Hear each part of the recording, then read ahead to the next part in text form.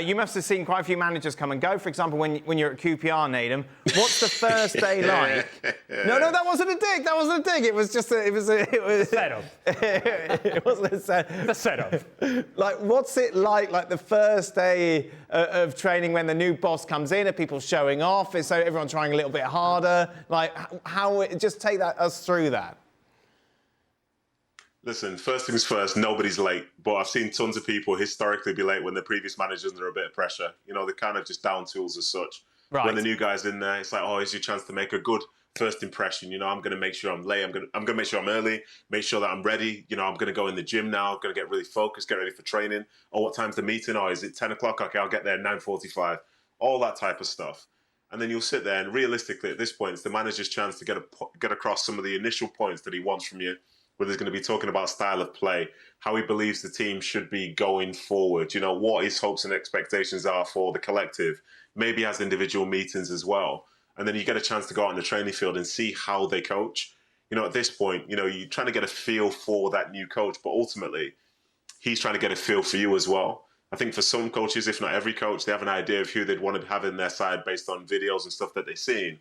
But as the guys will tell you, it's a lot more intimate when you see them on a day-to-day basis. Because some of the players who get picked on weekends get picked for, you know, for a million different reasons, not just the ones that we believe. So I think as a player, you want to make sure that you start off with a good impression, do well in that first training session, make sure you're listening. And if you want to be successful, like, try and understand what he wants from you. Because the moment that I think a coach can see that you understand and you can go and do it, you'll get a chance to play. And once you're in that side, you know, being there at the start can be so important. Some people, they end up missing the opportunity. And if you get that first bit wrong, before you know it, you could be training with the kids, you could be moving on, you could be getting sold in January, who knows? But I think, as I say, and you were right, Dan, I did actually have a lot of managers. I think I had 14 in my career. I played for 16 years. So I've seen this once or twice, you could say. But, you know, it's what doesn't kill you only makes you stronger, my friend. Naden, when you were captain, how much did they talk to you? Did they talk to you? Did you have a conversation with them before, for example, they spoke to the group? Did they get your insight into anything? Well, yeah, when I was captain, so this was only for 3 years, but in that time, I had 3 different managers. And in fairness, I was a kind of go-between between the manager and the players. I was more senior at the time. The squad was a little bit younger. So getting a chance to speak to the manager and see what they wanted and see how they wanted to sort of implement things with the team. I wasn't necessarily like, you know, saying this guy's bad, this guy's good, and so on and so forth. But I needed to make sure that to give the manager the best chance of being successful, that the messaging actually went across to the players. Sometimes it was about the why. It's about, you know, the significance of this thing. This is what we're trying to go for, you know. So there's no misunderstanding whatsoever. And then in time, you know, a manager can be successful, but I'd rather the why. Oh, the why. Why is not wise. Behave yourself. Behave yourself. Behave yourself. Yeah. No. There's none of that. Nobody's talking about the wives like that, my friend. This isn't Chelsea anyway. But anyway, we move on. Yeah, as I was saying, you then try and make sure that you give the manager the best chance to be successful. Can the message go across? Like, can the players do what he wants to do? Does he get frustrated or not? Then, you know, almost giving feedback in some ways, but also representing the players whilst talking to the manager. And some managers, you know, it's great. You can knock on the door, you can talk to them. Some have got like great relationship with the players on the field. And you've got some of the coldest ones you could ever see where you will never speak to them. So I think as a captain, to be trusted to be out there to play and to pass over the messaging is key.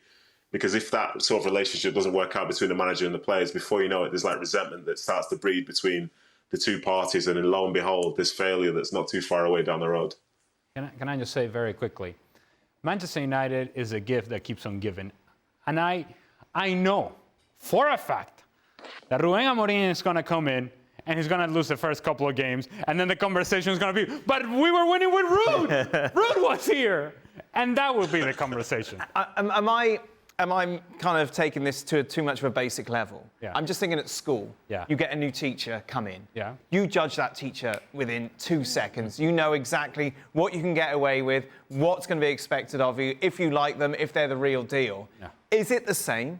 Oh, absolutely. For a group of players and a manager comes in? The judgment is just not manager on players, it's also players on manager and players on the staff as well.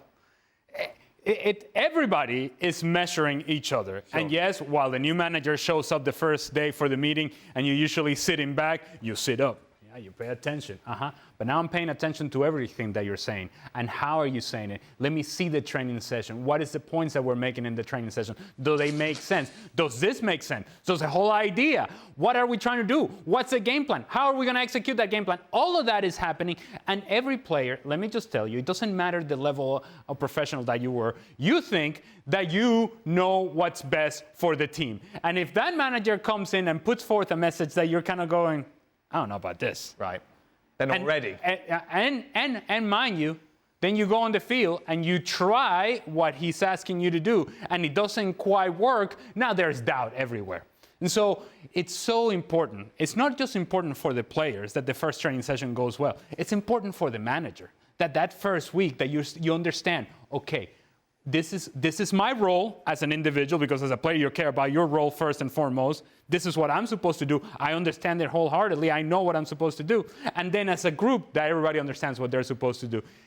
Once the players buy into that, then it's a whole lot easier for everybody.